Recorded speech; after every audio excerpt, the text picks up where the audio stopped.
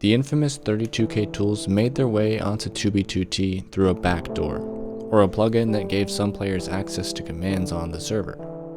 Ever since, these items have always been thought of as hacked items and impossible to legitimately obtain. However, this isn't entirely the case. If we create enough lag under the right circumstances, anything is possible. So to demonstrate how to get 32K pickaxes, we're going to start a brand new world. And here we are in the brand new world. And we can start collecting resources, or we can get a 32K pickaxe. It doesn't matter. But the thing is, it relies on a glitch that exists in 1.8.9 and below, and it also requires another world. So let's go to that world. Aha, welcome to a cross-world command world. Now, if you've never heard of cross-world commands, I don't blame you. It's pretty crazy, okay? So I will go into more detail later, but essentially all this does is it creates an immense amount of lag, and when you open to LAN, the commands that are being executed in this world are somehow executed in another single-player world. So to demonstrate this, what we're going to do is we're going to open to LAN. Don't even have to enable cheats. We're going to turn this on. It's going to give us some stuff. We're going to save and quit the title. We're going to go to our world. Oh, look at that. And we're getting these items, and this world doesn't know anything different.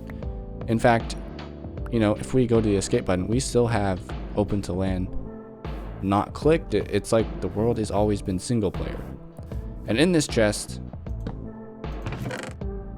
are 32K pickaxes. Now these are a bunch of pickaxes that come with the world that you guys can download in the description below. And of course, there's tons of other options in that world, but you can also input your own commands. Now, you can already tell that this is insanely powerful, and of course, it is just crazy. So, how the heck does this work? So essentially, what just happened was the cross-world command world created enough lag that when I tried turning it off, it kept running in the background while I was in the other world. And that's what created the effect of running the commands in the separate world. Hence the name cross-world commands. So how does this world create a lot of lag, you may ask? Well, it's pretty simple.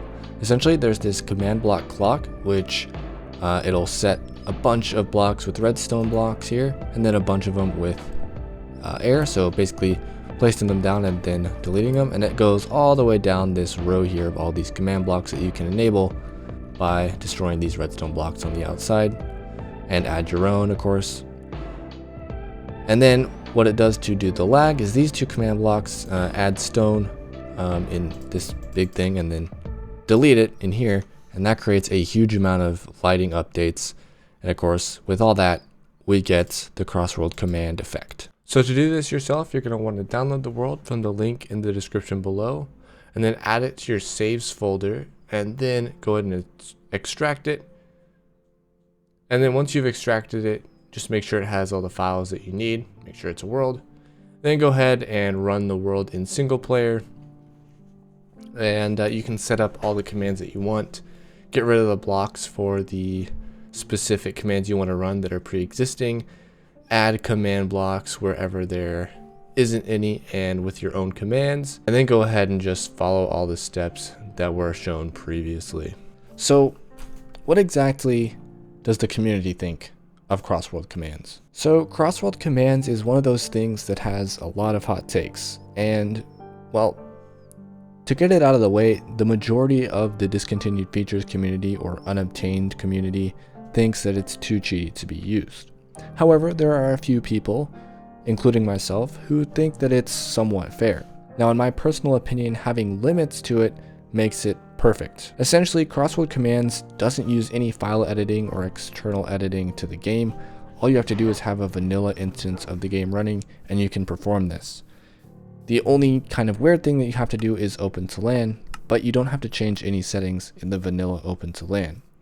So to me, that makes it a completely vanilla feature, and to add on top of that, that it can also be done in full release versions of Minecraft. So if you have limits and you're okay with it in your own world, I'd say go for it.